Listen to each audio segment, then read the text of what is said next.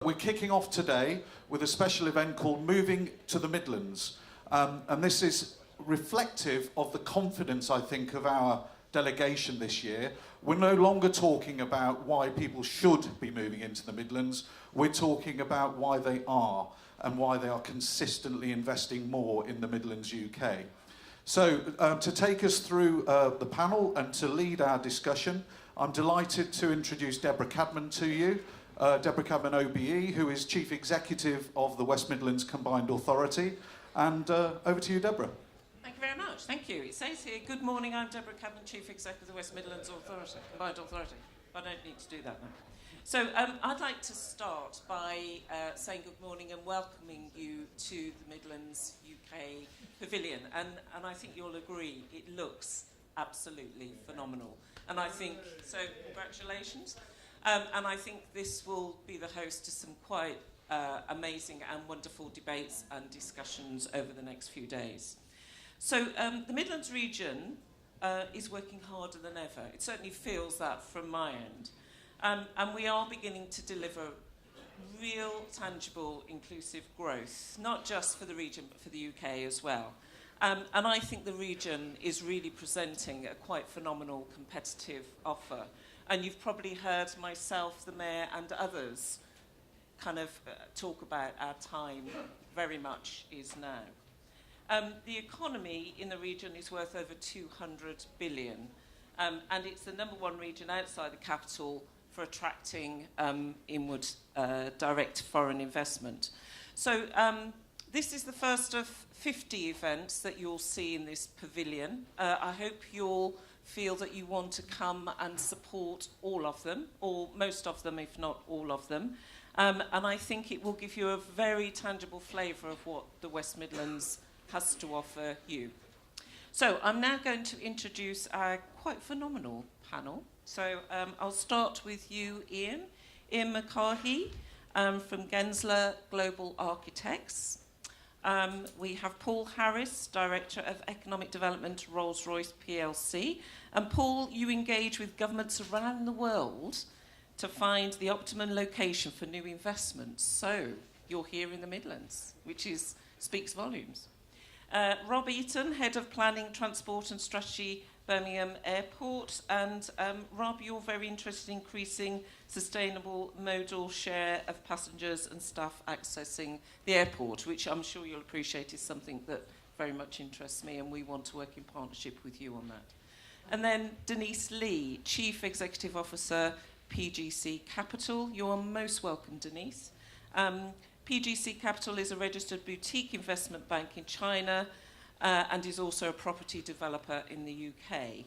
And then we have Nicola Guerin, Managing Director of Link City. And Nicola, you have over 18 years' experience in property development. And again, you are most welcome having a presence in the Midlands. So I'm going to kick off with the questions to the panel. And this is a question for you all. And my first question is around the fact that you represent such different major companies and brands, and you have placed your investment in the Midlands. So I just want to ask you why? Why the Midlands? So I'll start with you, Ian, if I may. Fantastic, thank you very much. Well, I guess for us it was quite a long process to come to that conclusion. It was about 3 years ago. We'd had an office in London for 26 years at that time. We're a San Francisco-based design firm, largest design firm in the world, 47 offices globally. We covered the whole of Europe from one office in the middle of London. And we'd scratched our heads for many, many years about if we were going to open a second office in the whole of Europe, where would it be? And we did quite a long kind of piece of research, for us at least, looking at different cities, looking at different opportunities. And after much debate and discussion amongst us as a group of partners, we settled on Birmingham. And we settled on moving a group of people and growing a group of people in the custard factory in Digbeth. And there were several key reasons for that. One, we were in a race, like many firms, in a race for talent.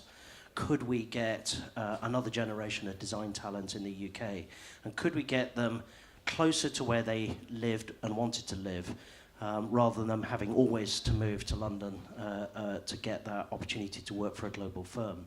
But two, we saw a huge opportunity, and we saw an opportunity not just in Birmingham, but across the whole of the West Midlands for growth.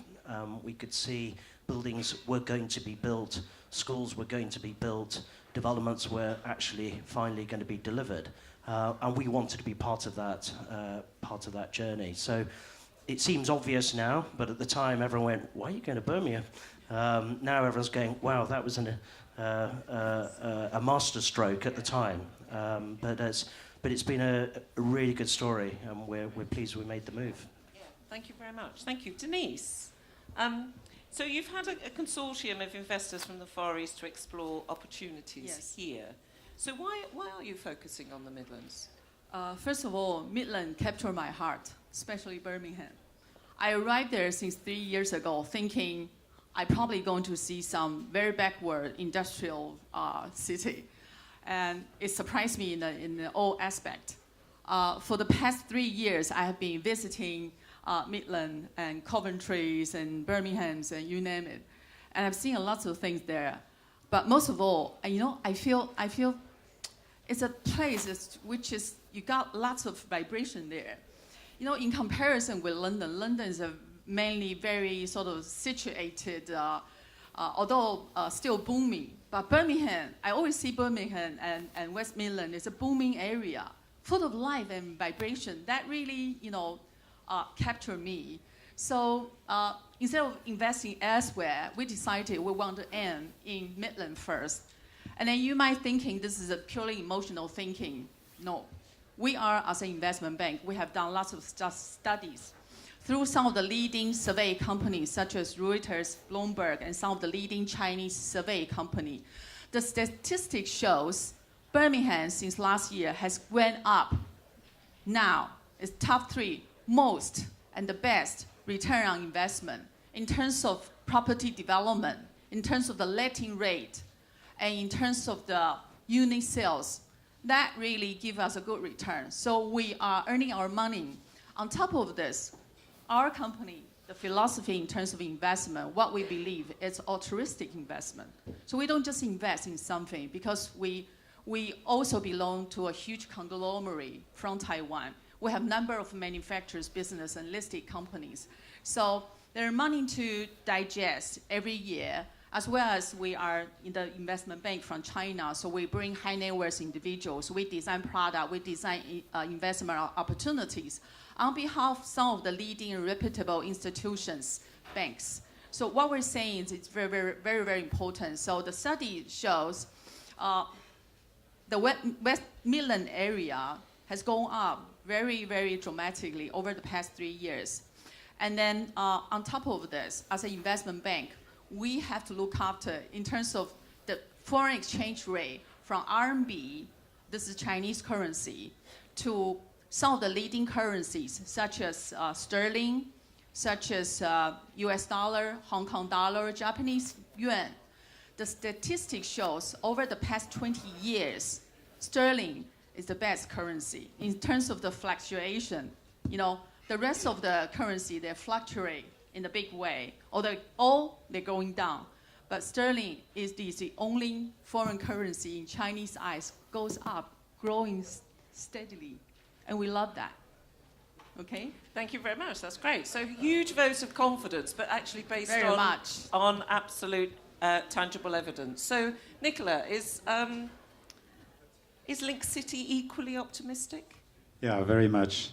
Actually, we started in the Midlands some years ago. We bought a company which was a construction company named Thomas Vell, and then we started to expand in the Midlands. I think the Midlands is benefiting from a lot of connectivity. The HS2 is something which is extremely valuable and that we know very well in France, as you know. And when we started having the TGV, the first line, which was between Paris and Lyon, people were a bit cross about this fact that the proximity would kill Lyon. And actually, it's absolutely the opposite. Lyon benefited a lot from this proximity. It's not a burden. It's really a gift. because people are commuting, the businesses are commuting far better between the two cities. So it was extremely helpful. And therefore, we started developing development projects in the Midlands. And we started our first PRS project, which was, I believe, in Birmingham, the first PRS project. And one might say that it's now flourishing everywhere, which is true. But as people are priced out from London, it makes a lot of sense to have these PRS development. And student accommodation, we do development in student accommodation. We have a first scheme off market in Birmingham currently. And there's something else why Midlands are very close to my heart, like Denise was saying as well. I've got two daughters who ended up at Warwick University. Okay, thank you. So, Paul, Rolls-Royce seems to be going from strength to strength in this region. Would you agree? Yes, indeed. So Rolls-Royce has been in the Midlands for about 100 years, just over 100 years. So I'm glad you didn't ask me the question about why you moved there, because I don't remember that one. But yes, so we've got around over 16,000 employees in the region. Last year in particular was a fantastic year for us.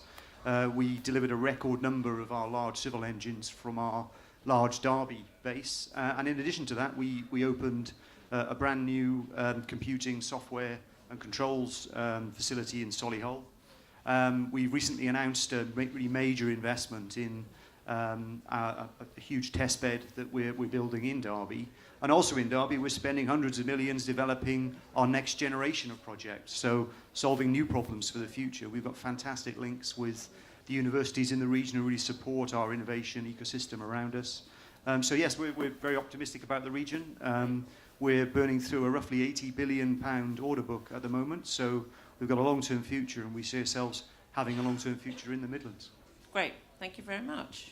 So, last but not least, Rob, is planning for further growth part of the strategy for Birmingham Airport? Absolutely, yes. I think you can probably split it into two distinct elements. Firstly, we look at the short and medium-term growth requirements. So we have a development plan that looks in some detail at the things that we need for this summer, for next summer. So it might look at when do we need to provide new check-in facilities, when do we need to provide new stands for aircraft. So that's very much a short-term detail. On the longer-term level, we've got our master plan. Our last master plan was published in 2007. So we're just looking at our new master plan at the moment, which we're hoping to publish in the summer. And that's an incredibly important document, because at the moment there is so much development going on around the airport.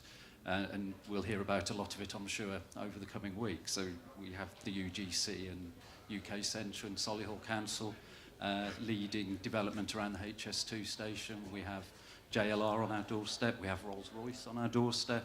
We have the NEC on our doorstep. So there's a lot of development going on. And one of the things we have to do as part of our growth is make sure that we align with that. So we're striving to do that, and we're working with the stakeholders to do that. And secondly, as well, in terms of the master plan, what we're also trying to do is maximise the use of our existing single runway.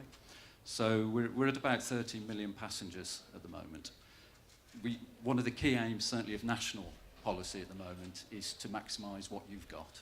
And at a local level as well, the Solihull local plan, the emerging strategy and the existing strategy also say a similar thing. So what we're aiming to do, and certainly when we publish our master plan in the summer for consultation, is to show how we can do that. And certainly over the next 15 years, how we can achieve that. And with any luck, we'll have the master plan in place by the end of the year. Excellent. So that's a lovely segue into the next question I have, which is, what would it take for you to invest more? And if I could put that question to you, Paul. So I'd say three things, really.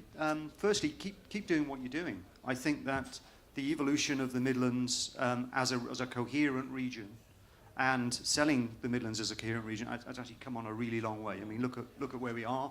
Yeah. This has come a long way. So I think keep doing what you're doing. Keep putting a long-term vision for the Midlands out there. Investing in a region that has got confidence in itself and can see a long-term future is much more attractive than investing in individual locations. So I think, firstly, keep doing what you're doing. Yep. Secondly, prepare for the future, because there are massive changes coming down the line in terms of the impact of digital and AI on all the sectors that are involved in the Midlands. There's huge changes in the skills required and the innovation ecosystem required to attract high technology businesses investments to the Midlands, prepare for the upgrades in the infrastructure that are coming, and keep going on the infrastructure investment that's happening at the moment. And finally, also be confident, be outward looking. So, you know, I do talk to governments everywhere. Don't be cowed by the Singapores and the other sort of famous inward investment locations. The Midlands can compete at that level. So be outward looking, see what other people are doing, take their ideas from them, have your own ideas. You know, I think that Midlands has got great prospects. So keep going on getting coherent. Really prepare for what's coming in the future, because there's major changes coming. So be a region of the future, and be outward looking. Just keep facing out and keep understanding what the competition looks like and adjusting your offering. You just stopped yourself from saying have a bit of swagger then, didn't you? Okay, can I put that question to you then, Ian? What would it take for you to invest more in the Midlands? Well, I think for us, we are already.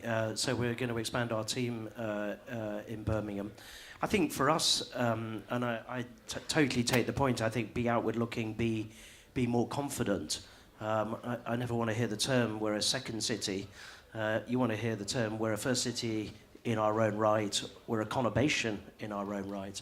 Actually, from our perspective, you know, for many, many years, we grew in San Francisco. San Francisco is a smaller city than Birmingham, but it operates as part of a much bigger conurbation. The Bay Area conurbation, probably one of the most innovative conurbations in the whole world. There is no reason at all why the West Midlands can't compete with that. It has all the talent. It has many of the firms you need to drive that competition. For us, we're voting with our feet, and absolutely we're going to be expanding over the next 10, 15 years. Excellent. Thank you. Nicola? What would it take for you to Well, invest more? I mentioned a few things. First of all, I think Birmingham had the opportunity to become really a front runner in sustainability and sustainable development. I think it's one of the major things that this country may forget a bit after potentially the Brexit. I don't want to be to send a bad message, but this is the feeling I have, and I think Birmingham can be a sort of front runner in that field. I think it's important. The second aspect is all about higher education and innovation. It's this area, the Midlands, are fantastic. You've got one of the best universities, hub for innovation. We are, by the way, partnering with Birmingham Innovation currently. I think we need to really capitalize on that and basically ensure that it's going to increase its momentum. And the last thing I would mention is that Midlands local authorities have to be prepared to play the long-term game, where they put their land potentially for as equity in kind. They have to be paid back maybe at a later stage, but to ensure that they are together with the developer, with the investor on a very long-term basis, and not asking for some kind of short-term payback. I think it would help a lot. Okay, so that was a very clear message, and we have talked several times about the need for more patient capital investment. Exactly. So, Denise, what would it take for you to invest more in the Midlands? We are actually already looking for more investment opportunities in the Midland area, but it doesn't take away the fact that we are a foreign investor. We do have the local team here; they're very professional, but we would like to see it'll be good that we will have more support from the local authorities. We are very happy by using the local knowledge. For example, one of my friends, Lindsay, he's head of GLEADS, doing construction management on behalf of the company. We're delighted. To give you one example, I think Lindsay has set up a great example. One day, we have special requirement from one of our important Chinese investors. China nowadays, it's a country developing in a very, very fast speed, much faster than UK, okay? So they want everything to be very fast, highly efficient. They gave us short notice that we want to see the site this afternoon. Then all of a sudden, we arrived there, and then I was like worried because, here in UK, probably the cultural difference, the way you operate is slightly different. You want everything's a lot more organized. But Chinese can be something disorganized, but they're looking for higher speed. That's how they are. So I was worried. I called Lindsay, and what am I going to do? We have to do something proper. And then we arrived there. Everything's well organized. And then at the end, he even bring out a nice bouquet of flowers. I was deeply touched, I feel like this is something Birmingham really, my local professional really captured my heart. I feel like we're making friends on top of the investment return that we're gaining. So, I will encourage those of you to embrace the different foreign cultures, such as Chinese. And we need your guidance, and we need we need your respect. But then, and also on the other hand, in terms of local authority, I would like to see some more efficient. So we will be encouraged to invest more. But opportunity like today, I think we should be doing more and more, because we are all, we have, we are on the stage as intelligence, come from different backgrounds. If we can have this intelligence debate from time to time, to learn from each other, to using each other's knowledge as well as experience, that will be something really creating the best synergy to encourage foreign, especially, from Greater China region, that's where I'm representing, that we will feeling more comfortable to invest more. Thank you very much. Thank you. So, Rob, I'd like to return to you just about the kind of confidence that we're seeing in overseas investors. And we know that we need the connectivity to enable that to happen, the transport connectivity. But could you just give us a flavour of the interest that you've had from other airlines to invest in the region? Yeah, as you kind of suggested there, there's a very strong link between the growth of the airport and the growth of the regional economy. It does go very much hand in hand. And that's reflected in the passenger growth that we've had, certainly over the last 3 years. We've had about a 30% growth in passengers. And that is a direct reflection on the fact that the Midlands is a growing economy. So it's all positive, it's absolutely all positive. And we've had the A380 Emirates is doing twice daily now. We've had Jet2, new to Birmingham Airport, come in last year, and they're dealing with nearly 1 million passengers. So, yeah, it's all positive. It's all positive. And you're seeing that on the increase? Yeah. Excellent. Thank you. So, Nicola, the Midlands is undergoing a remarkable economic resurgence, as you've heard, and it's been underpinned by talent, infrastructure investment, and the support that the region offers to businesses. And people are relocating here to live, and overseas businesses are investing here, as we've just heard. And as a consequence, provision of affordable housing is of central importance to us as a region.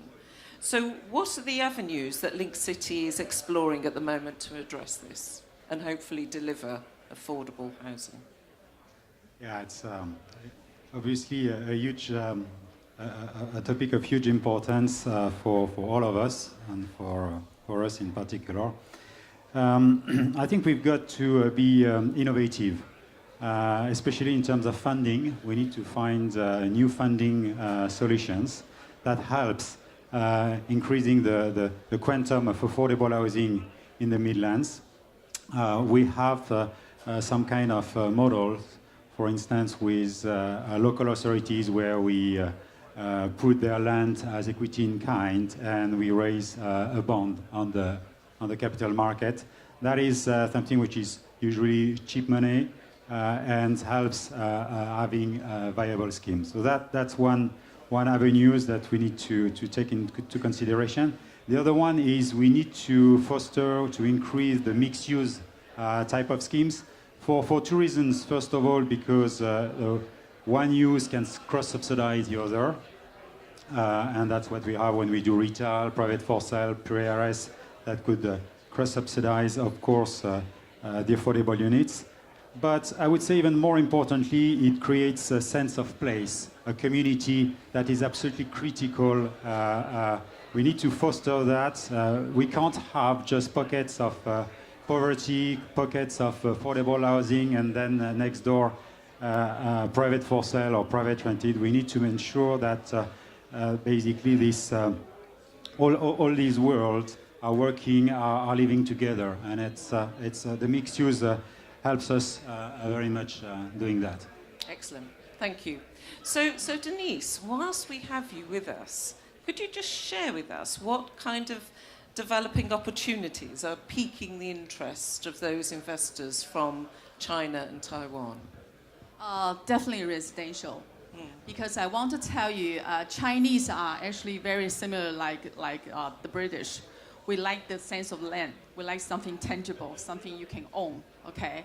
So to own their own property, especially overseas property, they're seeking this opportunity as the safe haven for them to allocate their asset, not just in China, but overseas as well.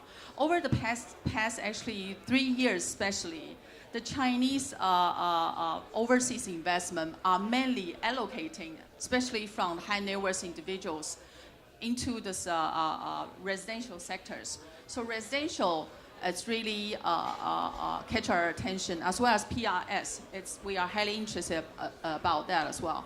But then also, on behalf of some of the leading state-owned companies from China, infrastructure, it is also something that we're interested in. Even elderly home for special care, we can look into as well. So we welcome opportunities, and currently we have 6 investment opportunity in the pipeline.